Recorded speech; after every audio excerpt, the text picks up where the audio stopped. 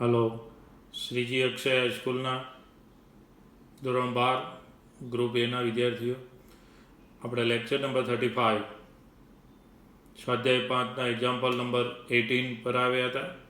હવે આ લેક્ચરમાં 18 નંબરના એક્ઝામ્પલથી આગળ વધીએ છીએ. એક્ઝામ્પલ નંબર 18, જો f of x is equal to માનાક એક્સ ક્યુબ તો સાબિત કરો કે એફ ડબલ ડેશ એક્સ પ્રત્યેક વાસ્તવિક એક્સ માટે અસ્તિત્વ ધરાવે છે અને તે શોધો. અહીં માનાંકની વ્યાખ્યાનો ઉપયોગ છે. અહીં એફ એક્સ બરાબર માનાંક x cube, x belongs to R, એનું દ્વિતીય વિકલન. તો માનાંકની વ્યાખ્યામાં x greater than or equal to 0 હોય તો પ્લસ લખાય, તો એ પ્લસ એક્સ ક્યુબ બનશે. એક્સ લેસ દેન 0 હોય તો માનાંકનો જવાબ માઇનસ એક્સ થાય, તો માઇનસ એક્સનો ક્યુબ એટલે માઇનસ એક્સ ક્યુબ થાય. તો આપણી પાસે માનાંક એક્સ બરાબર માનાંક એક્સ ક્યુબનો માનાંકની વ્યાખ્યા મુજબ અલગીકરણ કરતાં એફ એક્સ એક વખતે એક્સ ક્યુબ મળશે, condition x greater than or equal to 0 થશે, માઇનસ એક્સ ક્યુબ મળશે એક્સ લેસ દેન 0. ચલો વિકલન કરીએ એટલે એફ ડેશ એક્સ તો એક્સ ક્યુબ વાળો થશે 3x સ્ક્વેર, કન્ડિશન એક greater than or equal to 0, minus x cube વાળો થશે minus 3x square, x less than 0. પ્રથમ વિકલન બન્યું, એનું ફરીથી વિકલન કરો એટલે દ્વિતીય વિકલન આપણું f double dash x x સ્ક્વેરનું વિકલન 2x એટલે 6x બનશે, x greater than or equal to 0 ના માઇનસ 6x બનશે, એક્સ લેસ દેન 0. માટે દ્વિતીય વિકલન એફ ડબલ ડેશ છે કે પ્રત્યેક વાસ્તવિક સંખ્યા એક્સ માટે અસ્તિત્વ ધરાવે છે. દ્વિતીય વિકલન મળે છે. બિલકુલ નાનો દાખલો MCQ છે. 19 નંબરના એક્ઝામ્પલમાં હવે આપણે જઈએ છીએ, જ્યાં ગણિતીય અનુમાનના સિદ્ધાંતની વાત કરવામાં આવી છે કે ગણિતીય અનુમાનના સિદ્ધાંત પરથી સાબિત કરો કે તમામ dy dx ઓફ એક્સની એન ઘાત ઇઝ ઇક્વલ ટુ એન એક્સની એન માઇનસ 1, જ્યાં એન ધન પૂર્ણાંક છે. ટૂંકમાં પ્રમાણિત રૂપની સાબિતી આપણે આપવાની છે. એક્સ રેસ ટુ એનનું વિકલન એન ઇન્ટુ એક્સની એન માઇનસ 1 થાય છે. ચલો તો પી ઓફ એન ગણિતીય અનુમાન ધોરણ 11 આપણે આપેલા વિધાનને પી ઓફ એન તરીકે લઈએ છીએ. પી ઓફ એન એટલે આપણે શું કહીશું? પી ઓફ એનમાં બોલો આપેલી રકમ લખી દેતા હતા ને, p of n d by dx of x raise to n બરાબર એન ઇન્ટુ એક્સની એન માઇનસ 1. આ પી ઓફ એન તરીકે વિધાન આપણે લીધું જ્યાં એન બિલોંગ્સ ટુ એન. તો પહેલું સ્ટેપ આપણે એન બરાબર 1 માટે P1 સત્ય થવું જોઈએ.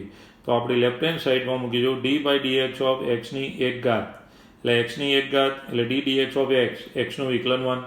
રાઇટ હેન્ડ સાઈડમાં એન તરીકે 1 મૂકવાના, તો 1 ઇન્ટુ એક્સની 1 માઇનસ 1, એક્સની 0 ઘાત કોઈ પણ આધારની 0 ઘાત એટલે 1. માટે લેફ્ટ હેન્ડ સાઈડ 1 છે, રાઇટ હેન્ડ સાઈડ 1 છે, LHS બરાબર RHS. તો પહેલી શરત P1 સત્ય છે. ઓકે.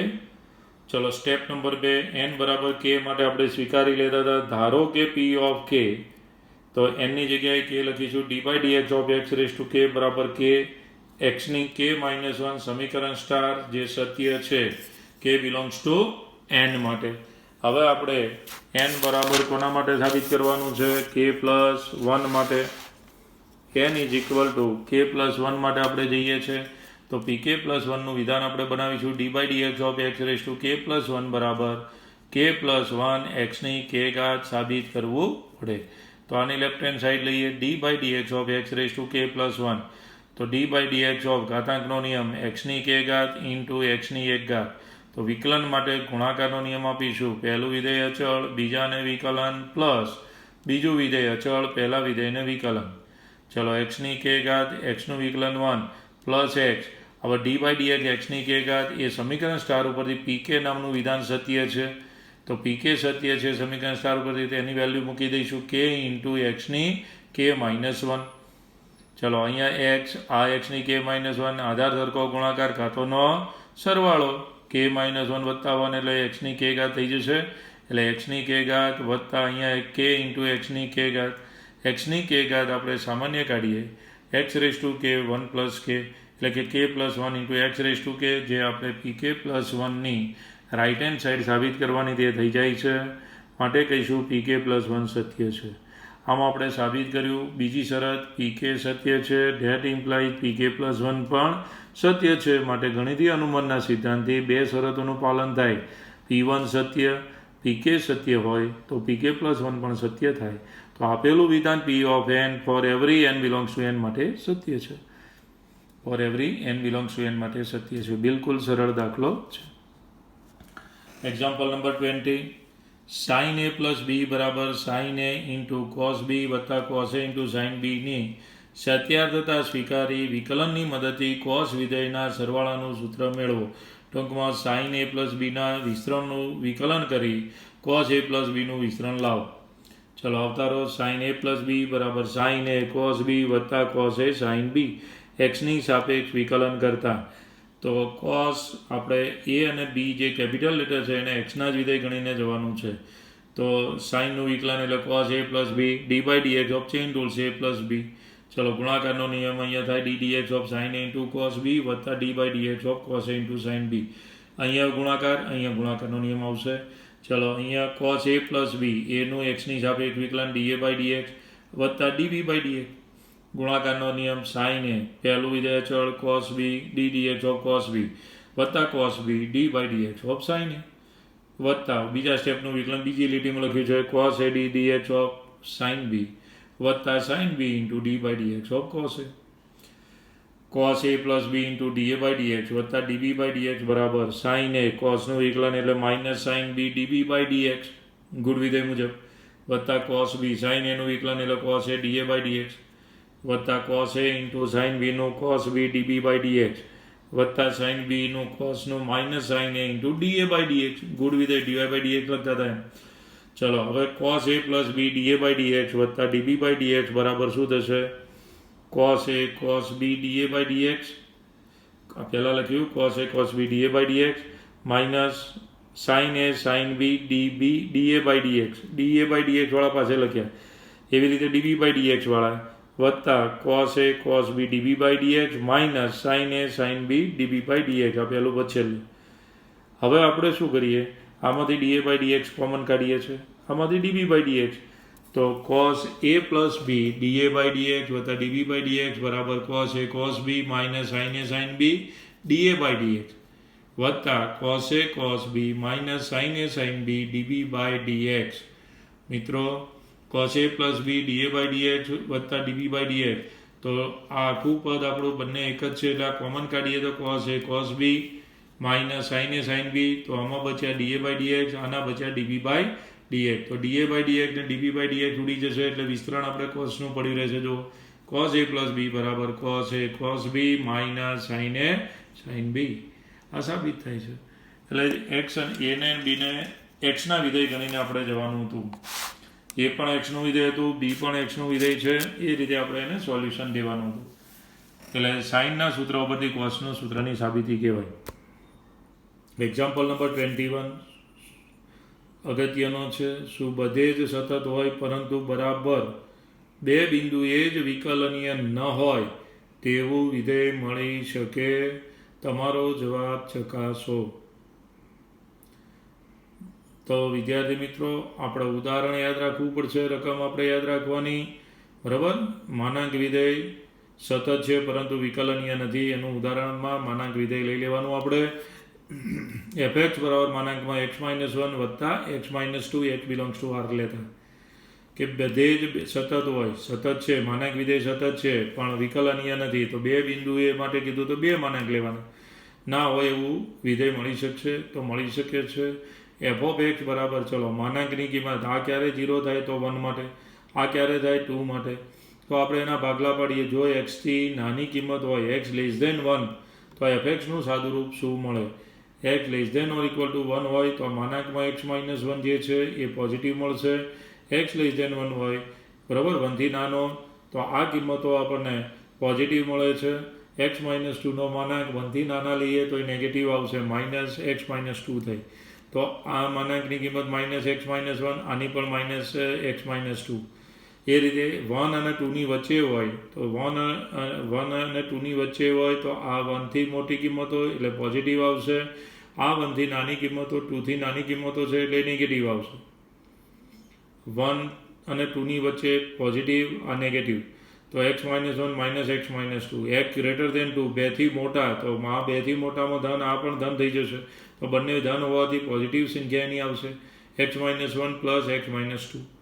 તો આ જ રીતે 3 ભાગ પાડ્યા x લેસ ધેન 1, 1 અને 2ની વચ્ચે 2થી મોટા. તો 3 fxનું સાદુરૂપ આપણે માનાંક ખોલીએ તો fx બરાબર આનું સાદુરૂપ -x ને એક નિશાનીઓ આપતા 3 - 2x બનશે. આનું સાદુરૂપ તમને 2x x ઉડી જશે, માત્ર 1 બનશે. x less than or equal to 1 માટે વ્યાખ્યા 3 - 2x, 1 અને 2 માટે થઈ જશે 1 અને greater than or equal to 2 માટે 2x - 3. આ ટાઈપનો fx આપણો બને છે. ચલો હવે આની અંદર 1 માટેનો દાખલો છે અને 2 માટેનો છે. બે એક્ઝામ્પલો મિક્સ થઈ ગયા. તો બંને માટે સતત ચેક કરવાનું, બંને માટે વિકલનીય પણ ચેક કરવાનું છે. તો પહેલાં આપણે સતત માટે દાખલો ગણીએ છીએ. x બરાબર 1 માટે તો મારે ઉપરના બે fxની કન્ડિશનોનું જ પાલન કરવાનું છે. આ લેસ ધેન 1 છે એટલે ડાબી બાજુનો fx છે, આ x ગ્રેટર ધેન 1 છે એટલે જમણી બાજુનો ઇક્વલ ટુનો fx આપણે લઈ શકીએ છીએ. f(1) બરાબર 1 લઈશું, અથવા આમાં મૂકશો તો પણ થઈ જશે. સતત માટે x બરાબર 1 માટે ચલો f(1) એટલે હું અહીંયા મૂકું તો પણ 3 - 2 1 થાય, અથવા તો 1 અહીંયા છે તો પણ 1 થઈ જશે. ચલો હવે 1ની ડાબી બાજુનું લગ શોધો. Limit x tends to 1 - fx.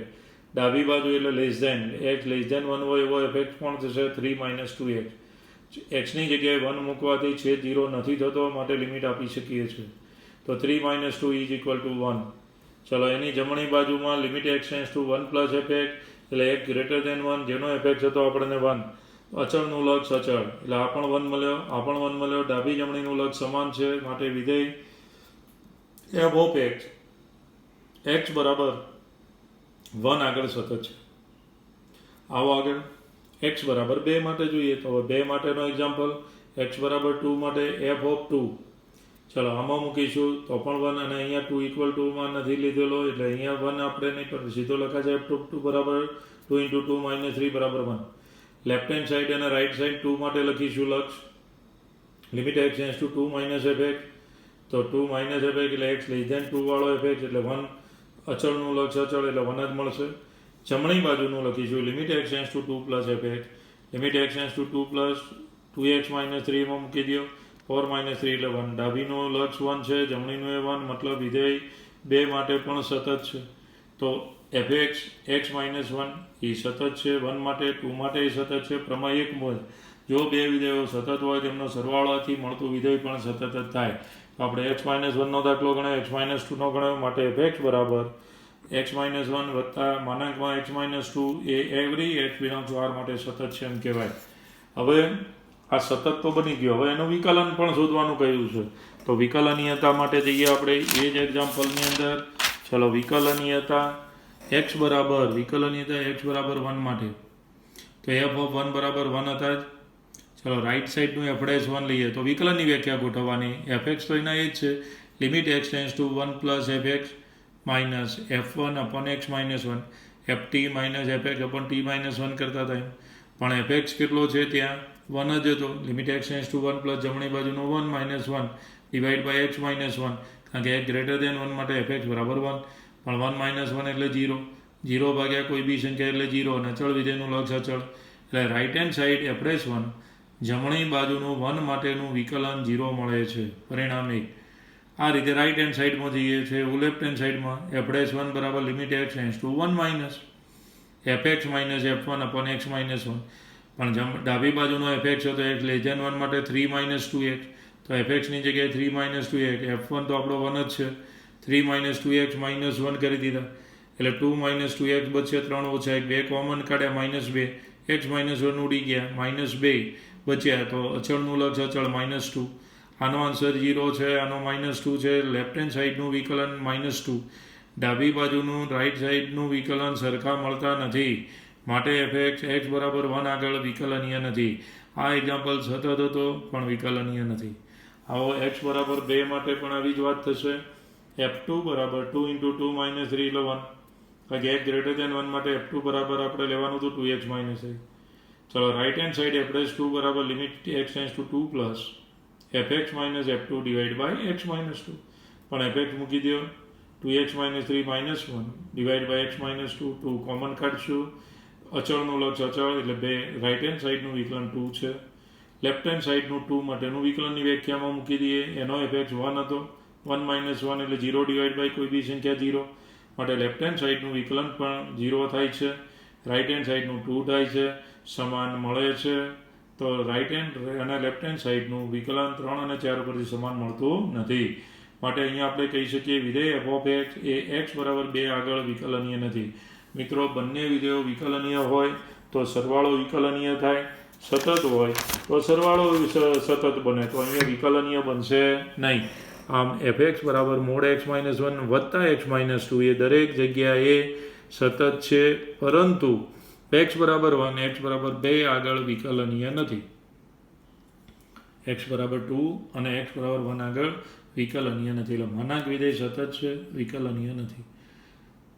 હવે મિત્રો એક્ઝામ્પલ નંબર 22 નિશ્ચાયકની વાત આપી છે. y બરાબર નિશ્ચાયકમાં f x g x h x l m n a b c હોય તો સાબિત કરો કે આ નિશ્ચાયકનું વિકલન ડીવાય બાય ડીએક્સ બરાબર નિશ્ચાયકમાં f dash x g dash x h dash x l m n a b c થાય. તો મિત્રો y બરાબર આપણી રકમ f x g x h x l m n a b c એક્સની સાપેક્ષ વિકલન કરીએ તો નિશ્ચાયકમાં 3 આર છે, તો હું પહેલી આરને વિકલન આલું તો બાકીની 2 અચળ રહે. ગુણાકારનો નિયમ જે હતો એ જ રીતે પ્લસ. હવે પહેલી ત્રીજીને વિકલન બીજી બીજને વિકલન આલું એટલે પહેલી ત્રીજી અચળ પ્લસ છેલ્લી લાઈનને વિકલન આલું એટલે પહેલી બીજી અચળ. એટલે ગુણાકારના નિયમ જેવું જ છે. ચલો તો બંને વાયનું વિકલન ડીવાય બાય ડીએક્સ હું પહેલી લાઈનને વિકલન આપીશ એટલે d dx of f x d dx of g x d dx of h x. ત્યારે બીજી ત્રીજી લાઈન અચળ l m n a b c plus હવે નિશ્ચાયકમાં પહેલી ત્રીજી અચળ રાખીશ, બીજાને વિકલન આપીશ એટલે f x g x h x d by dx of l d by dx of m d by dx of n a b c plus ત્રીજી હારને વિકલન આપીશું, પહેલી બીજી એમને એમ રહેશે f x g x h x l m n d dx of a d dx of b d dx of c. પણ એલ એમ એન અચળ છે, એ બી સી અચળ છે, વિધેય માત્ર એફ એક્સ જી એક્સ અને h x છે. તો ડીવાય બાય ડીએક્સ બરાબર નિશ્ચાયકમાં d by dx of f એક્સના વિકલન આપણે એફ ડેશ એક્સ કહીએ છીએ, જી ડેશ એક્સ અને h dash l m n a b c. હવે એલ એમ એન અચળ હતા એટલે 0 0 0 થઈ જશે વિકલન. તો કોઈ નિશ્ચાયકની કોઈ પણ હાર કે કોઈ પણ સ્તંભના બધા જ ઘટક શૂન્ય હોય તો એનું સાદરૂપ 0 થઈ જાય. એવું ત્રીજીમાં પણ એબીસીનું વિકલન 0 થઈ જશે. એટલે આનો આન્સર વિસ્તરણ કરીશું 0, આનો વિસ્તરણ કરી 0.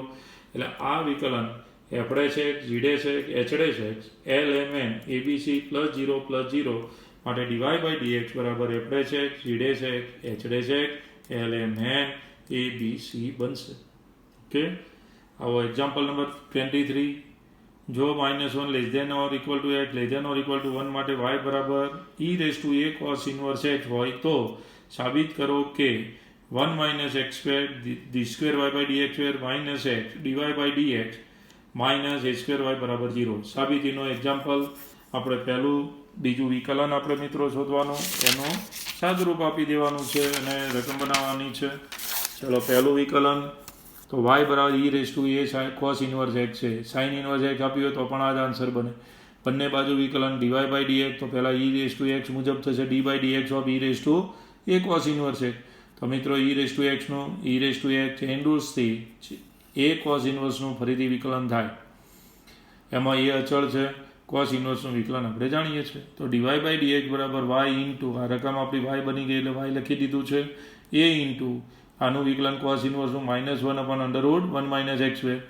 હવે છેદ આવે તો આપણે શું કરતા સામે મોકલવાના, under root 1 minus y square DY by dx બરાબર minus a Y.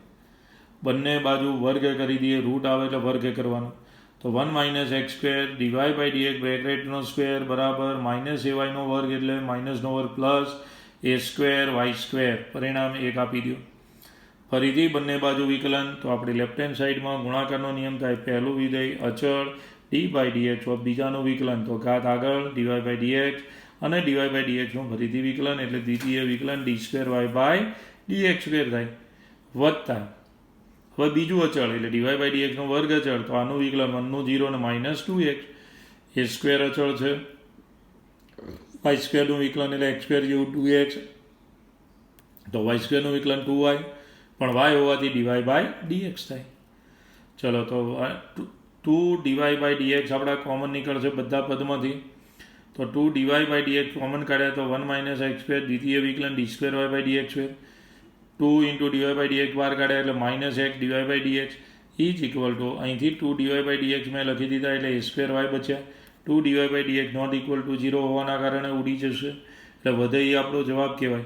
1 - x² d²y/dx² minus x into dy/dx is equal two a²y જે માગેલો જવાબ છે. આ રીતે y1 y2 પણ કહેવાય છે. આપણે લખ્યું હતું આગળ d/dx જો y હોય તો dy/dx અને y1 કહીએ છીએ. d/dx y1 હોય તો d²y/dx². એનું વિકલન કરીએ તો દ્વિતીય વિકલન y2 કહેવાય. y²નું વિકલન કરો 2y dy/dx અથવા 2y y1 કહેવાય. d/dx of y1² 2y1 d²y/dx² એટલે 2y1 y2 કહી શકીએ છીએ. મિત્રો આ રીતે આપણા સ્વાધ્યાય 5ના એક્ઝામ્પલો પૂર્ણ થાય છે. વિકલનનો ટોપિક પણ આપણો પૂર્ણ થાય છે આખો જ. અને વિકલન એકદમ સરળ જ ટોપિક હતો. વિકલન ઉપરથી હવે આપણે સંકલનોમાં જવાનું છે અને સરળ ટોપિક એ પણ છે. વિકલન સંકલન બંનેના સૂત્રો આપણે યાદ રાખીશું. ગ્રુપ A માટે ઇમ્પોર્ટન્ટ છે. ઓકે, જય શ્રી કૃષ્ણ.